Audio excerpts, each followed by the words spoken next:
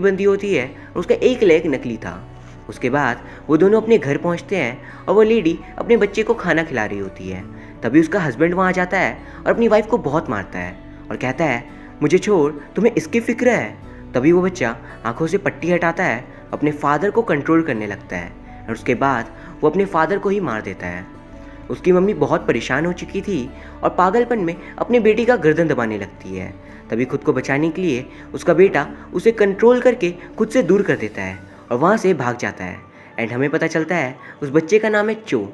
अब कहानी साल 2010 में आ जाती है और चो बड़ा हो चुका था एंड वो हमें एक कहानी नरेट करता है। मेरे पेरेंट्स ने मुझे मारने की कोशिश की। ये मेरी गलती नहीं है कि मैं इन पावर्स के साथ जन्मा। मैं दुनिया से इतना अलग हूँ कि कोई मुझे समझता नहीं और मैं भी नहीं चाहता कि कोई मुझे समझे। मुझे कोई मॉन्स्टर कहे या कुछ भी, मुझे फ़र्क नहीं पड़ता क्योंकि मैं अपनी इन शक्तियों की, इन पावर्स की इज्जत करता हूँ। फिर हमें पता चलता है जो अपनी माइंड कंट्रोल करने की पावर से कई सारे अमीर बिजनेसमैन को कंट्रोल कर उन्हें लूटता है। उसके बाद जो एक होटल में चेक इन करता है और हम समझ पाते हैं वो वहाँ रहता था। अगले सीन में एक कार ट्रैशिंग प्लेस को दिखाते हैं। वहाँ पे किम नाम का बंदा अपने दोस्त बॉब और अली के साथ काम करता था। किम पूछता है, आज कौन सा दिन है? बॉब कहता है, थर्सडे, और फ्राइडे उनकी छुट्टी होती है और वो तीनों बहुत एक्साइटेड थे। और अगले दिन फ्राइडे को वो लोग अम्यूज़मेंट पार्क जाते हैं और वहाँ पे बहुत मज़े करते हैं। उस रात किम का एक्सीडेंट हो जाता है और अली और बॉब उसे हॉस्पिटल लेकर आते हैं। वहाँ पर अली कहता है, तुम बहुत किस्मत वाले हो जो इतने खतरनाक एक्सीडेंट से ज़िंदा बच गए। और फिर वो दोनों किम की टांग खींचते हैं और बहुत मज़े लेते हैं। कुछ समय बीत जाते हैं और किम ऑलमोस्ट ठीक हो जाता है, जो कि काफ़ी वियर्ड था क्योंकि इतने खतरनाक एक्सीडेंट के बाद रिकवर होने में काफ़ी टाइम लगता है। बट किम इतनी जल्दी रिकवर कैसे कर गया, इसका जवाब हमें आगे मिलेगा। उसके बाद हमें पता चलता है किम को नौकरी से निकाल दिया गया है। तभी किम न्यूज़पेपर में एक ऐड देखता है कि यूटोपिया में एक माइक नाम का पॉन शॉप ओनर के यहाँ नौकरी खाली है। तो दोस्तों, दरअसल पॉन शॉप का मतलब होता है वो इंसान जो मनी लेंड करता हो। फिर दिखाते हैं किम तुरंत ही अपने पैर की पट्टी काटता है और यूटोपिया के लिए निकल जाता है। यूटोपिया पहुंचकर किम माइक से मिलता है और माइक उससे कुछ सवाल पूछता है और फिर किम की सिंप्लिसिटी देख बहुत इंप्रेस होता है, उसे नौकरी पे रख लेता है। वहाँ पे माइक उसे दिखाता है कि उसके यहाँ पे सीसीटीवी है, इलेक्ट्रिक शॉकर है, जिससे वो चोरों से बच सकते हैं। तो किम पूछता है, आखिर हमारा काम क्या होगा? माइक कहता है, हमारा फाइनेंशियल बिजनेस का काम है।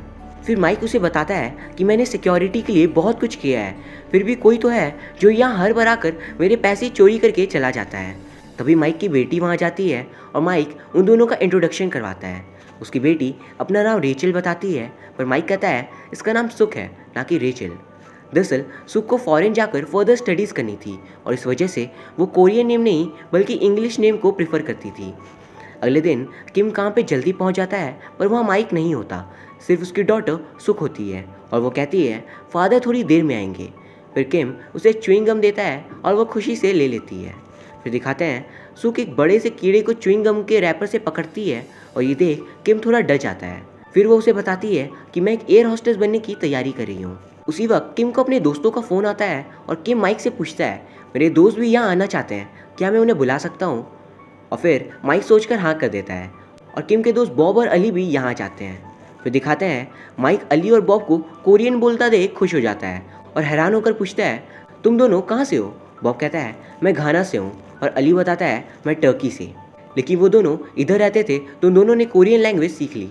फिर किम उन दोनों को बताता है कि जल्द ही मैं मैनेजर बन जाऊंगा तो मेरी सैलरी भी बढ़ जाएगी। बॉब कहता है, तुम्हारे बॉस तो काफ़ी खड़ूस लग रहे हैं, पर किम कहता है, नहीं नहीं, बॉस बहुत ही अच्छे इंसान है और वो ऐसे ही हंसी मजाक करते रहते हैं।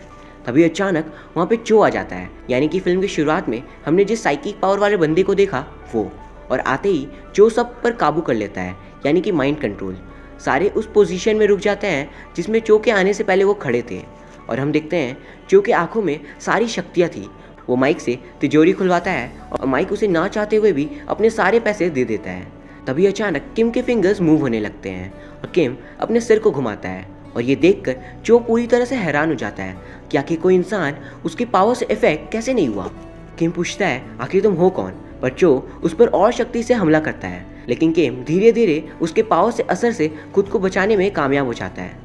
जो ये देख काफ़ी हैरान होता है, पर फिर किम पे उसके ही दोस्तों से अटैक करवाता है और सुख से उसके पीठ पे चाकू से हमला करवाता है। किम भी चो को मारता है, पर तभी चो माइक को फंसा देता है और किम चो को मारना छोड़ माइक को बचाने की कोशिश करता है।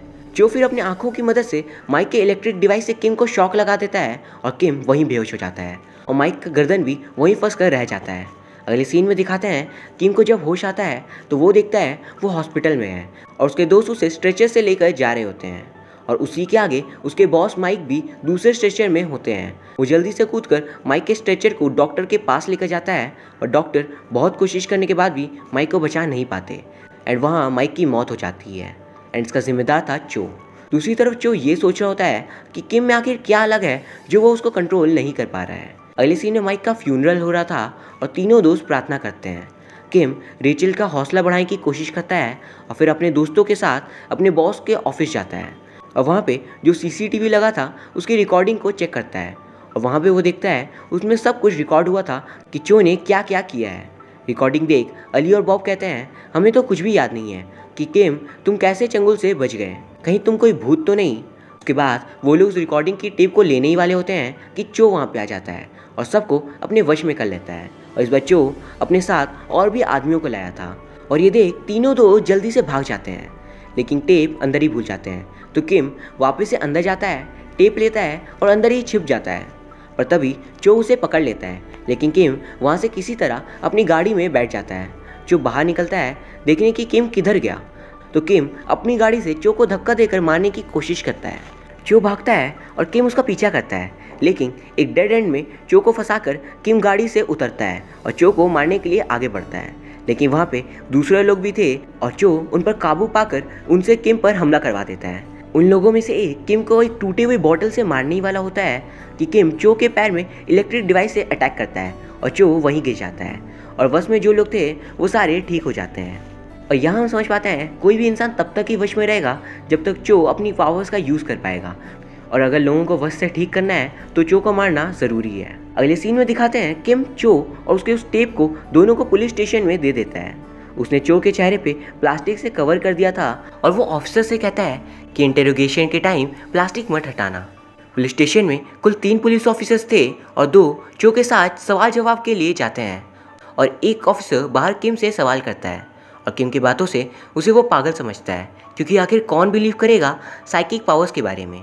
और जब तीसरा पुलिस ऑफिसर चो के पास जाता है तो वो चो के फेस से प्लास्टिक हटवा देता है। बाकी दोनों कहते हैं कि सारे सीसीटीवी में बहुत अजीब रिकॉर्डिंग है तो प्लास्टिक मत हटाओ, लेकिन तीसरा ऑफिसर कुछ भी नहीं सुनता और प्लास्टिक के हटाते ही चो उन सब के ऊपर कंट्रोल कर लेता है और वहाँ से भाग जाता है। किम भी उसका